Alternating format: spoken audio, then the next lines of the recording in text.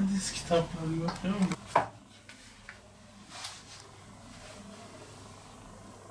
البراء رضي الله عنه أن النبي صلى الله عليه وسلم كان في سفر فقرأ في Şevval ayı Ramazan'dan sonra gelen mübarek bir aydır.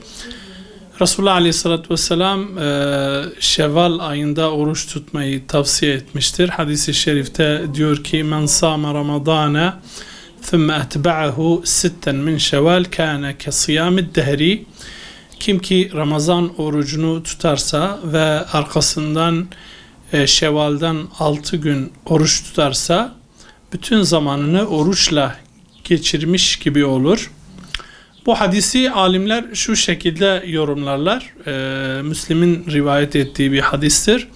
Derler ki Allahu Teala sevapları 10 misliyle veriyor.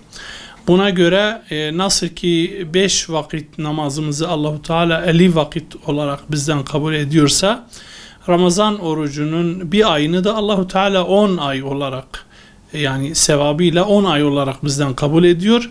Dolayısıyla senenin tamamlanması için geriye 2 ay kalıyor.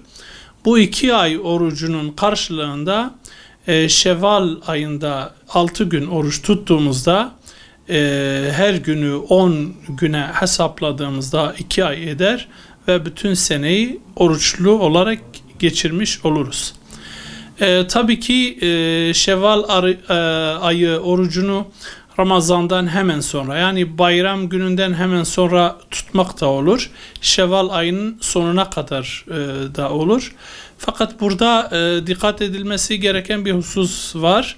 Kazası olan bir kişi Şevval orucunu tutuyorsa sade kaza niyetini getirmesi lazım.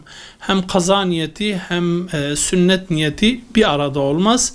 Kazayı niyet eder. İnşallah Şevval'de tuttuğu için tekrardan Allahu Teala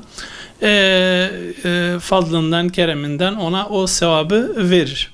Allahu Teala cümle Müslümanlardan kabul etsin.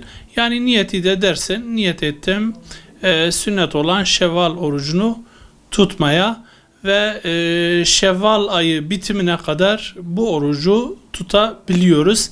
İlla bayramdan sonra hemen tutulması gerekmiyor. Allahu Teala tutanlardan herkesten kabul etsin inşallah. Evet, yani ard arda tutulması, şimdi hadiste thümme diyor. O thümme yani illa acil olması gerekmiyor ama belki bayramdan hemen tutulsa daha iyi diyebiliriz. Yani arka arkaya da tutulabilir bu 6 gün. Pazartesi, perşembelerden de tutulabilir. Yani ayın başından tutulabildiği gibi ayın sonunda da tutulabilir. Önemli olan bu 6 günün Şevval ayı içerisinde tutulmasıdır. Allah sizden de razı olsun. Teşekkür ederim. Ebil Kasimi sallallahu aleyhi ve sellem el-atemete feqara'a anu qala zükire amden nebi sallallahu aleyhi ve sellem raculu feqile maza